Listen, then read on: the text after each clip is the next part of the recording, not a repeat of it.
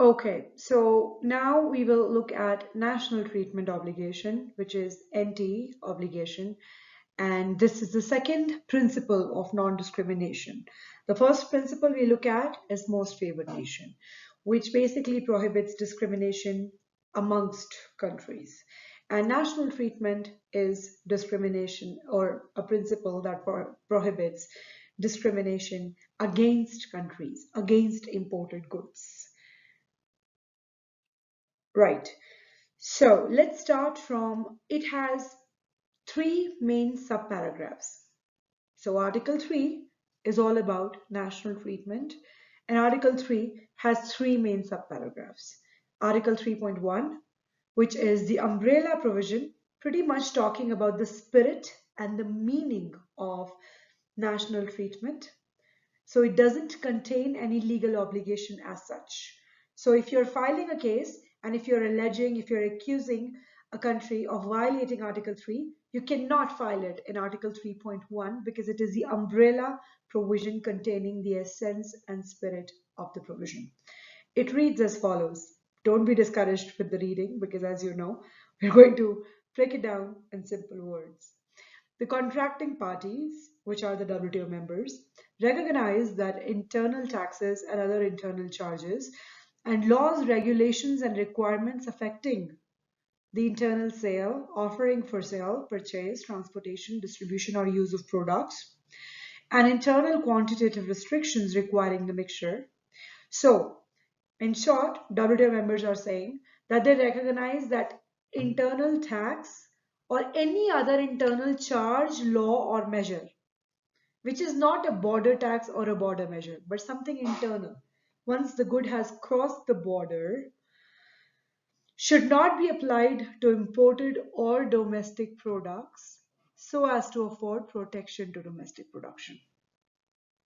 So all they are saying here is that WTO members should not impose any internal taxation or any internal measure or law that discriminates between like domestic and like imported product. If I have produced, for example, if this pen is made and manufactured in Mexico, and I'm also importing similar pens from China, then I have to treat domestically this pen as well as the pen I'm importing from China equally. I cannot say that I'm exempting sales tax or excise duty from the sale of this pen, but I'm imposing 10% on the sale of foreign pens or imported pens. So this is what it is saying. Because some countries sometimes they want to protect their domestic industry. They want to protect their domestic manufacturing. Because if they protect these domestic industries, these industries can grow and they can help the economy of the country, especially for developing countries. Protecting some crucial, strategic, economically important industries are very important for the economy and for the subsistence of the people and also for self-reliance. Now we are living in a pandemic era where you have seen how important it is for a country to be self-reliant, to be self-dependent, and not to be reliant on other countries for food or for basic essentials or for pharmaceutical products or drugs or medicines. So countries basically try to gain self-reliance by giving protection to their industries. And this article is prohibiting that. Now you would ask me why this doesn't seem fair. Well, there are exceptions. Don't forget about that. We will look at the exceptions in due course, but there are exceptions that would allow countries to violate Article 3 under justification of various excuses or various reasons we will have a look at in due course. So Article 3.1, a very general measure. It only talks about the essence of Article 3.2 and Article 3.4, the two most important paragraphs of Article 3 of national treatment, where you will find cause of actions, where you'll find substantive obligations, which you would invoke your action in. So let's go ahead. And the final thing here is that national treatment, as in the case of most favored nation, could be de jure as well as de facto discrimination. We'll see what that is. Okay, so let's have a look at this example. on understanding what de jure discrimination of national treatment could be. So Korea beef is a famous litigation from a couple of years ago. In this case, basically, Korea came up with a dual retail distribution system where there was a measure in Korea that said that domestic beef, so the beef processed and produced in Korea, is allowed to be sold anywhere in any supermarket, grocery shops. But then imported beef can only be sold in specialized stores, or if they are to be sold in supermarkets, they have to be placed in a separate section of the supermarket. They cannot be sold together with domestic beef.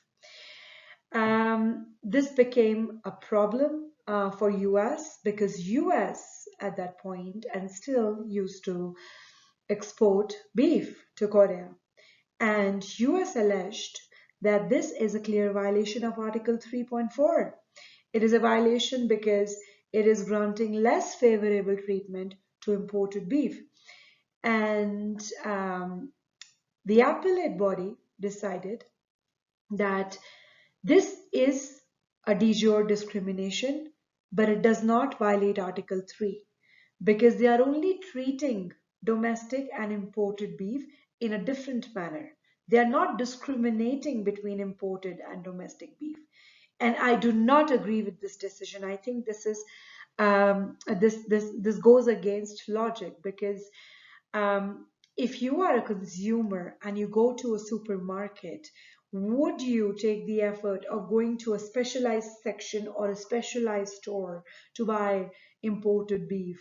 Or you would rather just be swifting around the corridors and you would pick up any beef you would see, and you would commonly find domestic beef in common sections of supermarkets and grocery outlets. So I see this measure clearly favoring domestic beef and not favoring imported beef, but the decision of the court was not the same. And then you see a de facto example of discrimination. This is another famous case called Japan Alcoholic Beverages. So what happens in this case is that Japan imposes higher taxes on internal taxes, domestic taxes, on vodka and other white spirits, and it imposed lower taxes on shochu, domestic as well as imported. So the measure said that lower taxes for shochu, which is a traditional Japanese white spirit, and higher internal taxes for vodka and other white spirits, domestic as well as imported. But in reality, shochu was only domestic. They did not import any shochu, but all the vodka and other white spirits they had were mostly imported. So you see what de facto discrimination is. The measure did not discriminate on the basis of origin, actually on the face of it in a written manner. However, the impact of the application of this measure was discriminatory against foreign alcohol, foreign spirits in Japan. So this is a classic example of de facto discrimination. And the appellate body ruled that this is a violation of national treatment. Now we are going to look at and we are going to understand Article 3.2, which is very important for the purposes of this course. So Article 3.2 is divided in two parts, first sentence and second sentence. The whole article contains two sentences. So each sentence basically contains a separate legal obligation, and each sentence has different elements that we have to satisfy to argue violation of that legal provision.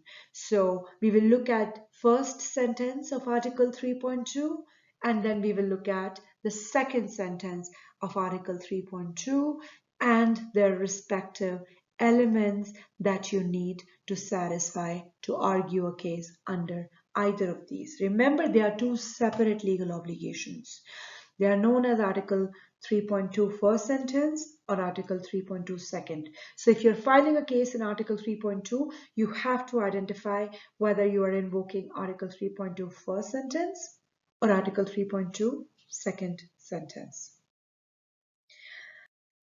Right, so let's look at Article 3.2 first sentence. It reads as follows. The products of the territory of any contracting party imported into the territory of any other contracting party shall not be subject directly or indirectly to internal taxes. So remember, national treatment is focused on internal taxes, internal measures, not border taxes, not border measures, or other internal charges of any kind. So it may not be a tax, it may just be a financial charge or a distribution charge or a licensing charge or an inspection fees, could also amount to an internal charge of any kind in excess of those applied directly or indirectly to like domestic products. So you cannot impose in internal taxes or internal charges on like foreign products which are in excess of the charges you are charging or you're imposing on like domestic products. Okay, indirectly or directly. So it widens up the scope of the first sentence. So if you break this down, you end up with three elements, and you have to satisfy all three elements together one by one to prove a case of violation of Article 3.2 first sentence. Here are the elements. Number one, you have to answer whether the imported and domestic products are like products. And Spain unroasted coffee case that we saw a while ago was the first case that gave us the guiding factors to determine likeness of products.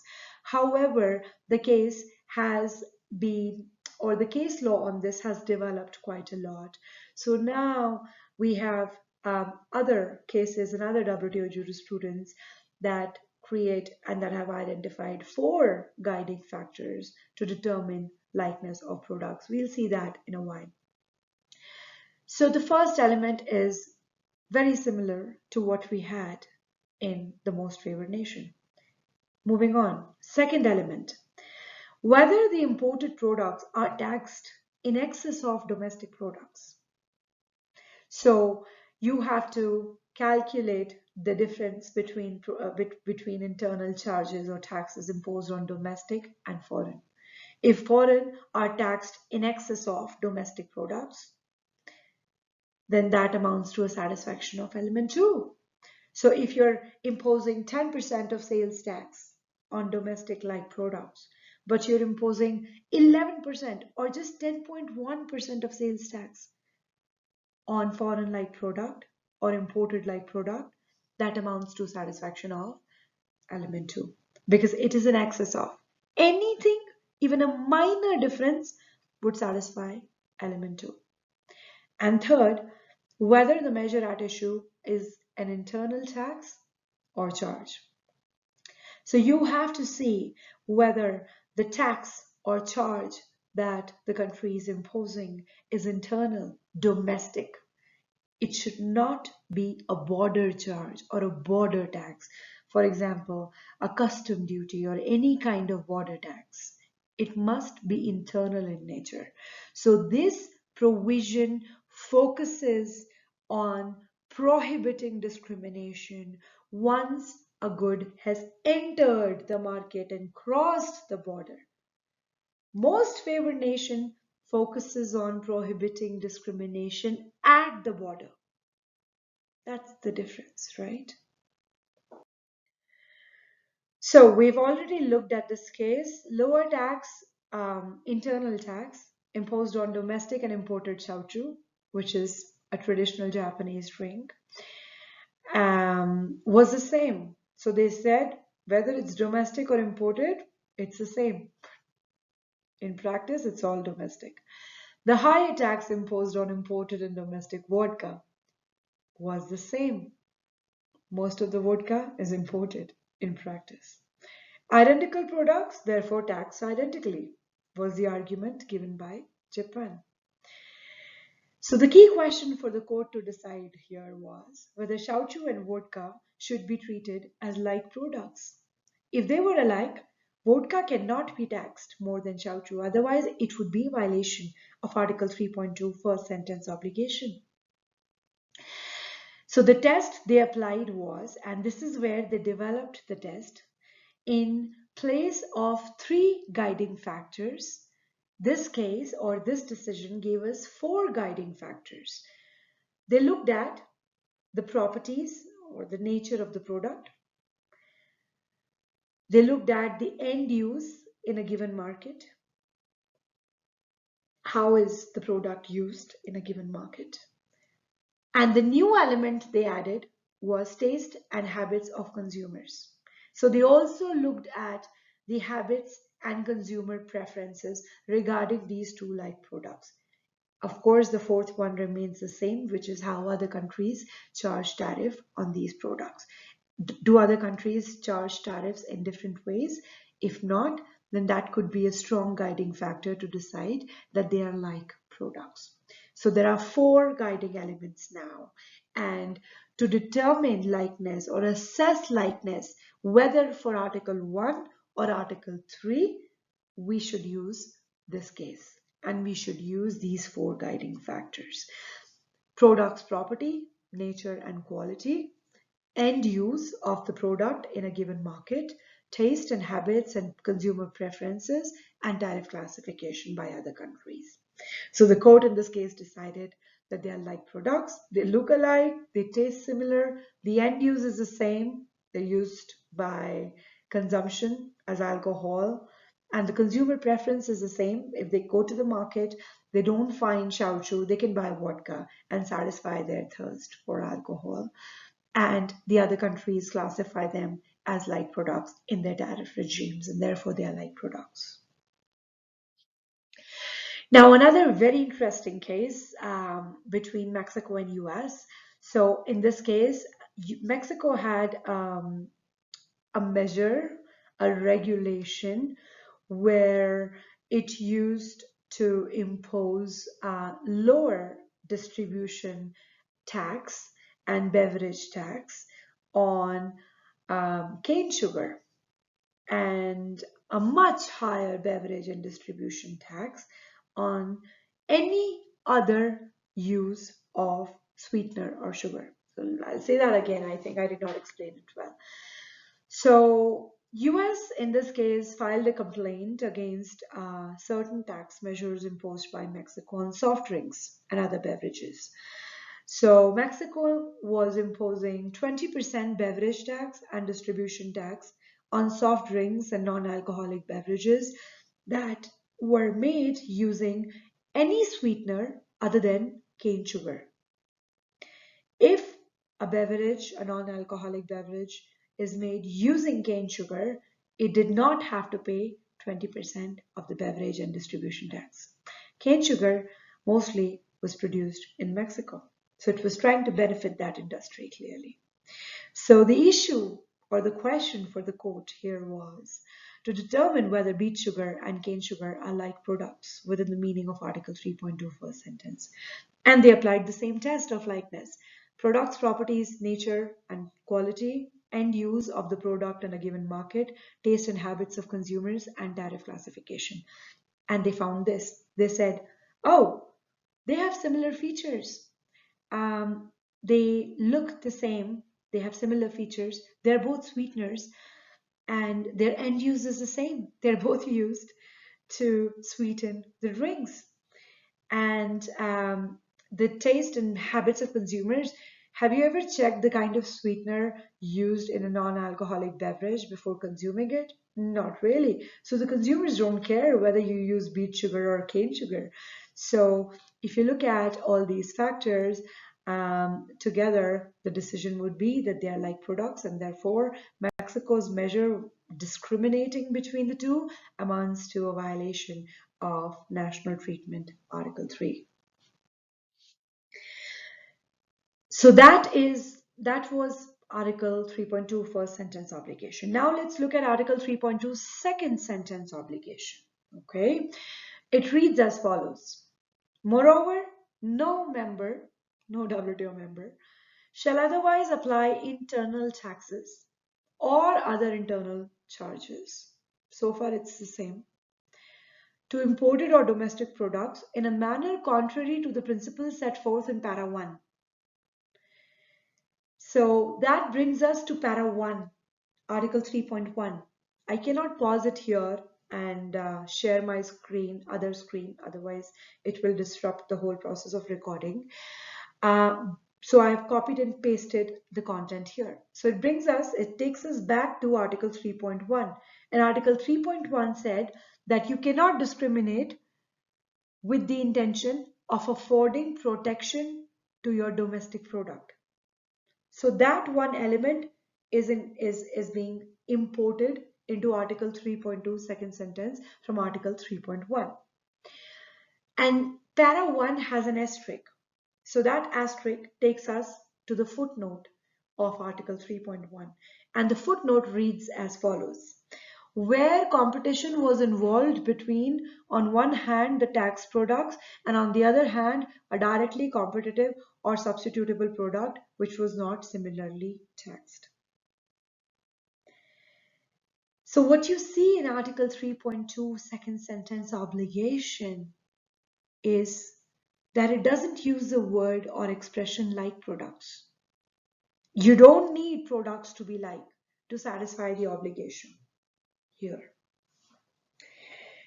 If you break these different parts of legal provisions down, you end up with 4 essential elements that you have to satisfy to argue violation of Article 3.2 second sentence.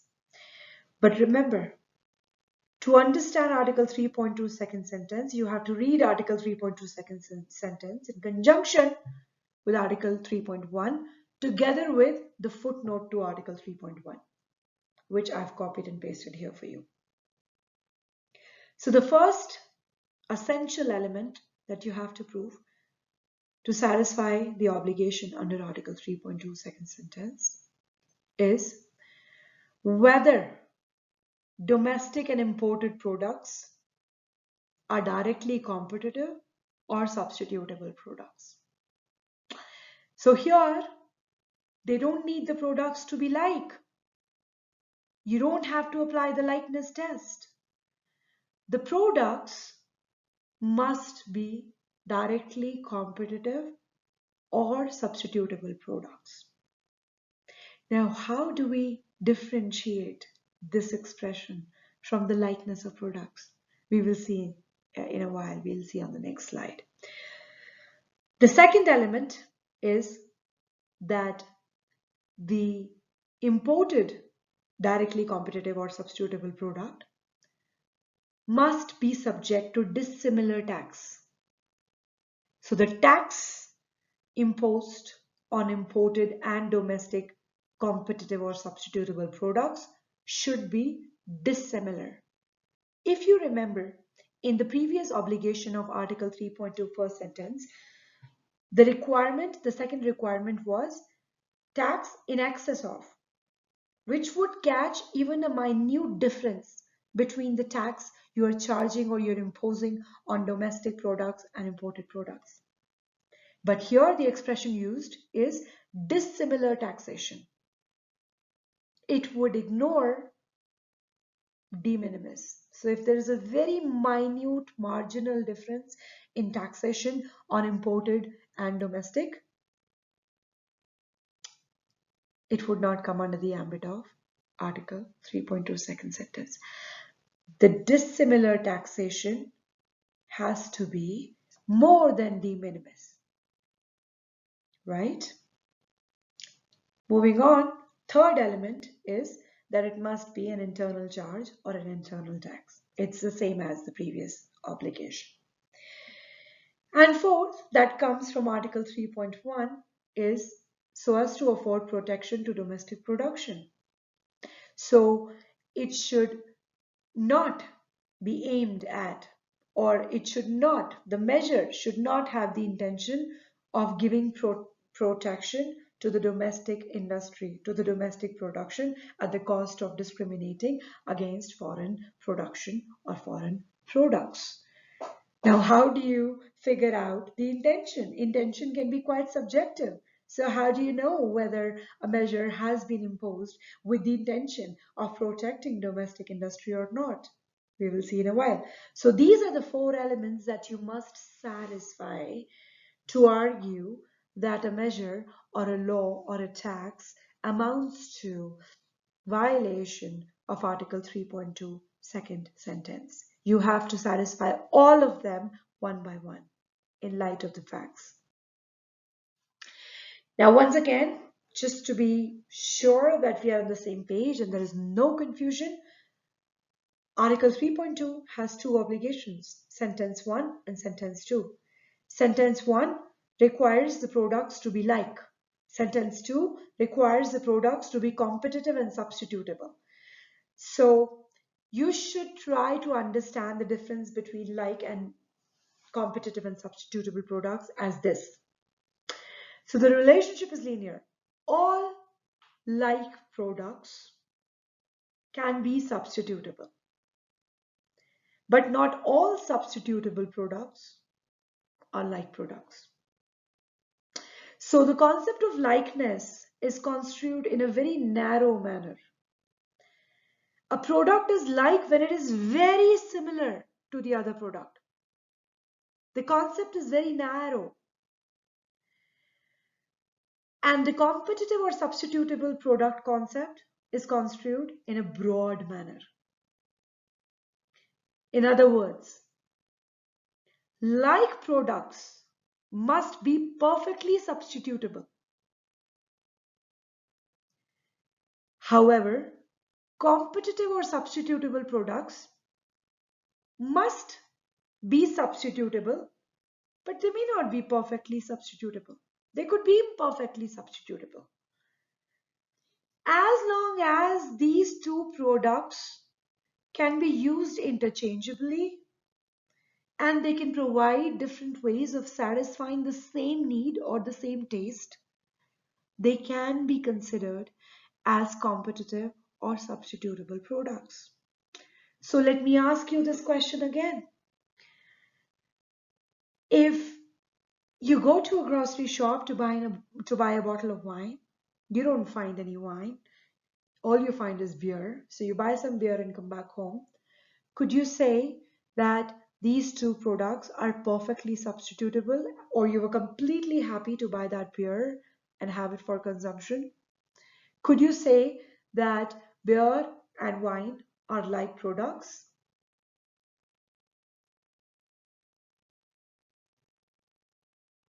I think the majority of you might have said, if we were doing a live session, that no, of course not, they're not like products. But are they imperfectly substitutable? Are they competitive or substitutable products? Can one substitute the other in a condition, in a circumstance when one is not available? Perhaps yes. So there is a higher probability that a higher number of you would say yes to that question than to my first question. So that is the difference.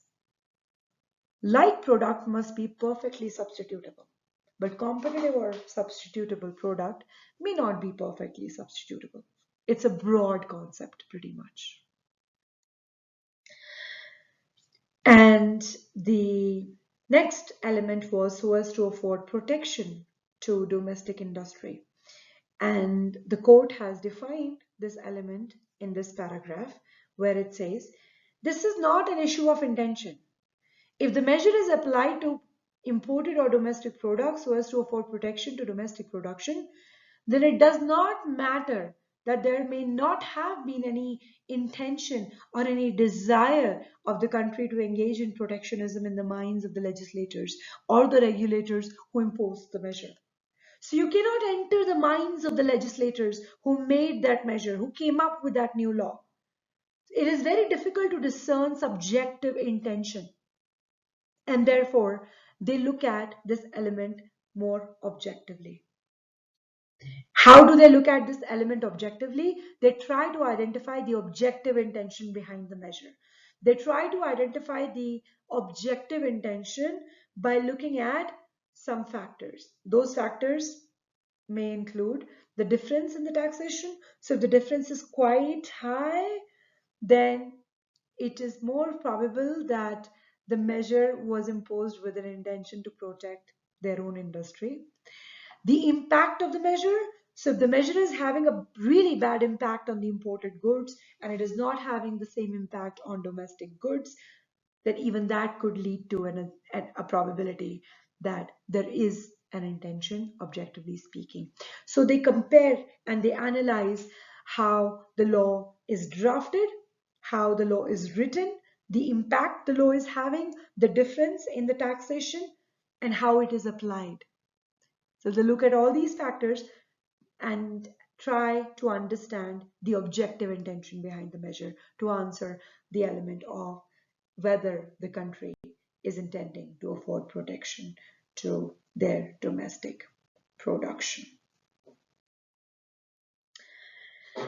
And here is an interesting case, very similar to the alcoholic cases we have seen before. So this case was filed against Philippines by US. So in this case, Philippines was imposing a low excise tax, which is a domestic internal tax, to spirits made from certain designated raw materials, while they were imposing a significantly higher internal tax on spirits that were made from raw materials that were not designated. And US filed a complaint. In Philippines, in practice, all domestic alcoholic spirits, alcoholic drinks, such as gin, brandy, rum, vodka, are made using a specific kind of raw material, a specific kind of sweetener called cane sugar. And on the other hand, all the imported spirits, all the imported alcoholic spirits were made using a different kind of sweetener, which was mostly grapes. So, as a result of that, the domestic spirit was paying a low tax, and the imported spirits had to pay a high tax. So this was a way of discriminating or imposing higher tax indirectly because they were not taxing the product, they were taxing the raw material used to make the product. Okay. And the court said that these two products are like. If you're making spirits or alcoholic beverages with cane sugar or grape sugar, it doesn't matter. They are still alcoholic drinks. Vodka is vodka, whiskey is whiskey, rum is rum, and it really doesn't matter whether you use cane or beet or grape sugar or sweetener to produce that drink, right? So they are considered as like products, and therefore it violates Article 3.2. And the panel also went ahead to say that, okay, even if Philippines, you do not accept our decision that they are like products, and if you don't consider them like, I think you would certainly lose your case, as even if it is not a violation of Article 3.2 first sentence, which requires the products to be like, it is definitely a violation of Article 3.2 second sentence, which does not require the products to be like, which only requires the products to be competitive or substitutable, which they certainly are. Right. So the last legal provision that we are going to study in this session is Article 3.4. So Article 3.4 is a separate legal obligation which you could also invoke to allege violation of WTO laws. It reads as follows: the product of a contracting party imported by the other party shall be accorded treatment no less favorable. So Article 3.2 doesn't talk about any tax or charge. It's not about financial taxes or financial charges. It is about treatment. Then that accorded to like domestic products or like products of national origin. Again, the likeness of products come back, the like product. test comes back. In respect of all laws, regulations, and requirements. All laws, regulations, and requirements affecting the internal sale, offering for sale, purchase, transportation, distribution, or use of the products. In short, if you have a law or a regulation or a requirement which is affecting competition between like imported and like domestic product in a given market, in your market, in a manner that the domestic product or the imported product is being treated less favorably and the domestic product is being treated more favorably, then that would amount to a violation of Article 3.4. Right? So we break it down to a three-tier test into three elements. The first element is the measure at issue must be a law, a regulation, or a requirement. A requirement could be that you need to apply for a separate license if you want to import this good or sell an imported cigarette. If you want to sell domestic cigarettes, you don't need any license. But if you want to sell imported cigarettes, then you need to apply for a special kind of license. So that's a requirement, right? Or you need to dispose of all imported beer bottles in a disposal unit which is 1,000 miles away from the capital of the country. But you can dispose of domestic beer bottles in any disposal unit in any state of the country. That's another requirement, which is discriminatory, which is less favorable for like imported product, isn't it? We'll look at other examples in a while. The second requirement is likeness of products.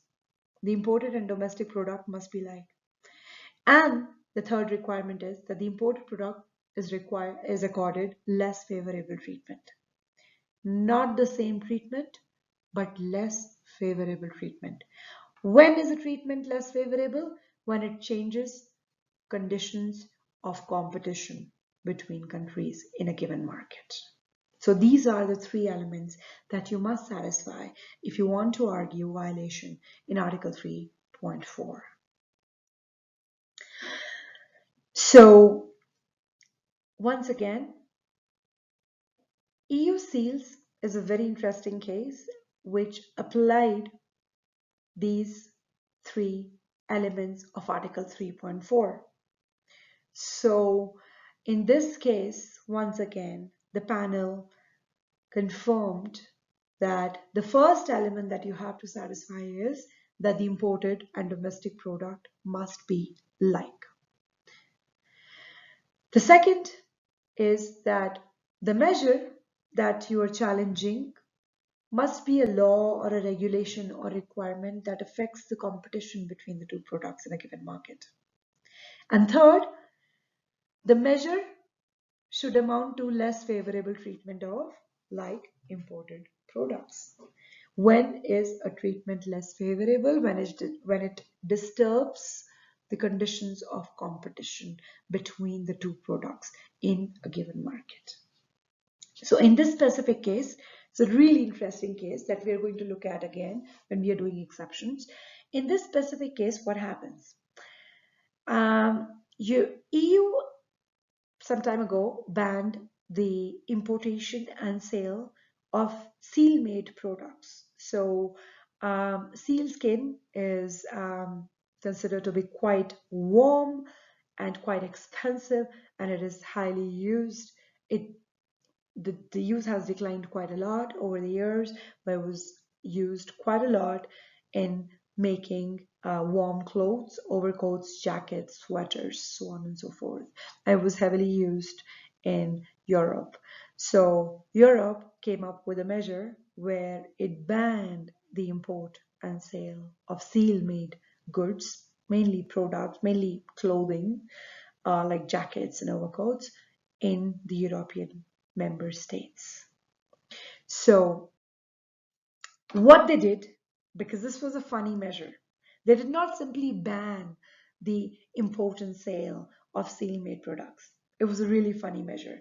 So what they did was that, well, or in other words, the measure said that we are prohibiting the sale of seal-made products which are made from seals that are killed in a cruel manner. But we will allow the sale of seal-made coats and jackets in EU if it comes from Greenland, for example, because seals in Greenland are hunted in a less cruel fashion. So the picture you're looking at now is a picture of a seal being hunted in Greenland. This was allowed to be sold under the measure. What was not allowed to be sold was products made from seals that were killed in inhuman or cruel manner. So the main argument of the EU was that if you kill the seal by putting your tool closer to the seal's head, then it's less cruel to the seal. But if you do it with a distance, then it is more cruel and more painful for the seal. And therefore, we are banning the sale of those products in our country. So I know, I mean, probably this case would have raised many thoughts and many doubts and concerns, but hold on to them. We will come back to all those concerns. We're going to talk about this case for more than half an hour in the class of exceptions. So let's get back to it, okay? In this case, in the EU seals case, basically the court decided that this measure was a violation of Article 3.4. Okay, it was a violation of Article 3.4 because the seal made products coming from seals killed in less cruel way are like seals that are killed in less cruel way. So the court said that it doesn't matter how you kill the seal is killed, right? So they are like products. Both if you're making a jacket by killing a seal in a less cruel way, it's like a jacket made from killing a seal in a more cruel way. And that is how they decided the case. This is another case very similar to what we have seen before, because in this case, Thailand introduced a new regulation, a new requirement, a domestic requirement, where it required cigarette retailers, so shopkeepers, to apply for a separate license if they wanted to sell imported cigarettes. And they did not need to apply for this additional license if they were only wanting to sell domestic cigarettes. So that caused a lot of hardship and time, investment, and resources for retailers. And therefore, it was in a way discouraging for retailers to sell imported cigarettes because they did not want to invest all the time and finances to apply for the license to be able to sell imported cigarettes. So they preferred selling domestic cigarettes in their shops. So Philippines filed a case against Thailand, arguing that this requirement of separate licensing is a violation of Article 3.4 because imported and domestic cigarettes are like products, and this is a requirement or a law, second element of Article 3.4, and this law amounts to less favorable treatment against or for imported cigarettes. So all the three elements of Article 3.4 are met, and the panel agreed with the arguments given by Philippines, and the panel said yes, it is a violation of Article 3.4 because it creates unequal competitive opportunities and conditions between imported and domestic cigarettes in Thailand. And then you have this another interesting case, Brazil retreat tires. We're going to have a look at this case again when we are doing the exceptions. So I think we can skip this for now. And finally, going back to the first element of Article 3.4, you need the measure to be a law or a regulation or a requirement of any kind, of any form. So it is really broad. What law, regulation, or requirement do you need? Does it need to be a government's action, a requirement, or a law enacted by a government? Or would you also consider a private company's or a private industry's requirement to be sufficient to satisfy the first element of Article 3.4? So the court has over the years said that you need the action to be coming from the government. You need the law or requirement to be coming from the government. However, we will also accept the actions which are coming from the private stakeholders as long as there is a close nexus between the private action and the government action. So, for example, where private industries impose a requirement, but the industry is controlled by the state or controlled by the government. In the case of state-owned enterprises, right? And the likeness of products. So we now have, and the good law and the most updated law to determine likeness of products in the case of Article 1 and Article 3, all the obligations in Article 3 is this. You have four guiding factors that you can see on this slide: physical properties, nature and quality of the products, same or similar end use in a given market, consumer taste and behavior, and tariff classification. You will assess all four guiding factors in context of a given market, in context of a relevant market, to see whether these products are competitive, whether they compete, whether they have any competition between themselves in that given market, not in different markets. And based on weighing and assessing these factors, you would take a systemic decision or a systemic conclusion you will arrive at as to whether products are like or unlike. So these factors, once again, are not the essential elements of likeness of products test. They are merely guiding factors. So you could decide in light of two or three or four or just one. And this is the last case we'll look at in this class, US Clove cigarettes case. In this case, Indonesia files a complaint against the US at the WTO with respect to a provision in the US Family Smoking Prevention Tobacco Control Act that banned cigarettes made with clove as a flavor. So Indonesia alleged that the act prohibits the sale of certain imported products, imported cigarettes that contain the flavor of clove. However, it did not prohibit the sale of other cigarettes, flavored cigarettes that contained, for example, the flavor of menthol. So you could continue selling without any problem a flavored cigarette as long as it's flavored with menthol, but you could not do it with clove. And Indonesia filed a case arguing that it's a violation of Article 3.4. It's a requirement. It's less favorable for imported cigarettes because most of the imported cigarettes are made by using clove. And the only question for the court to decide was, are clove cigarettes like menthol cigarettes, right? So are they like products?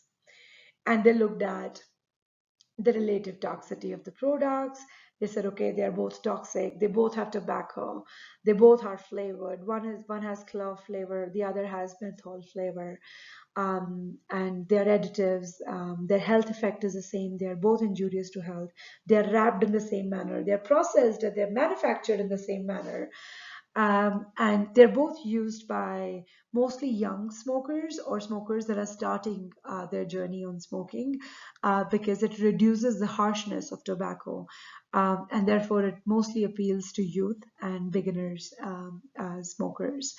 So they pretty much have the same end use, they have the same physical characteristics, and the consumer's preferences. So if you're starting to smoke and you want to buy a flavored cigarette to reduce the harshness of tobacco, and you can't find, even if you like the flavor of clove, you can't find clove cigarettes, you will go for menthol cigarettes. So the consumer preferences are not very different or diverse in this respect, and other countries have same tariff regime on different flavored cigarettes. So they applied the test and they said the same end use. They are both to be smoked, satisfying an addiction to nicotine, used for creating a pleasurable experience associated with the aroma of the smoke, and the consumer taste and habits are very similar, because the panel found that for young and potentially young smokers, clove cigarette or menthol cigarette are similar for the purposes of starting to smoke, and therefore they are sufficiently substitutable products, and the tariff classification by other countries is all the same, and therefore they are like products. They are not unlike, but they are like products. And because they are like, US has violated Article 3.4. Right, so now we come to the end of the lecture. I'll ask you the same question again. I've asked you a very similar question before. Is a Samsung smartphone like an Apple smartphone?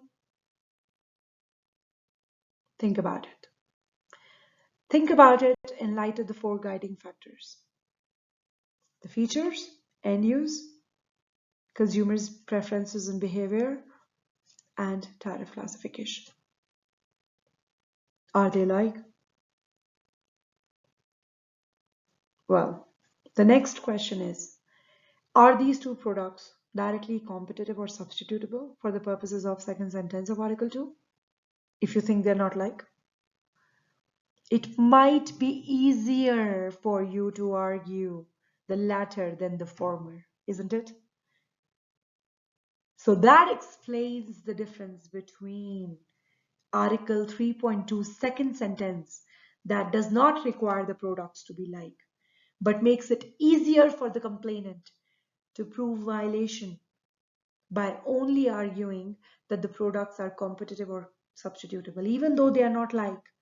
But Article 3.4 and Article 3.2 first sentence need the products to be like products.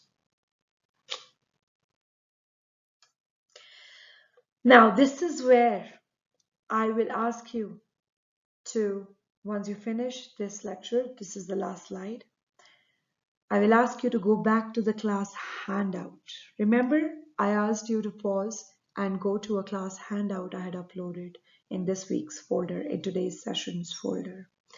I will ask you to go back to that handout and once again analyze if all the measures mentioned from point A to J are violating any non-discriminatory provisions of GATT 1994. So I need you to do two things. First, read them and see whether it amounts to discrimination under Article 1 or 3. And second, identify the exact legal provision that it is violating. So you must identify whether that scenario or whether that measure that I've described in the handout is violating Article 1 or 3.2 first sentence or 3.2 second sentence or 3.4. Okay, so these are four legal obligations we have studied, we have discussed in this session, and now is the time to go back to the class handout and identify these legal provisions they are violating. And you will see how your understanding has changed, how it has developed over these 2 hours. I will leave you here, and I really hope you enjoyed this lecture. And please do not forget to do your readings and then your quiz. Until next, goodbye.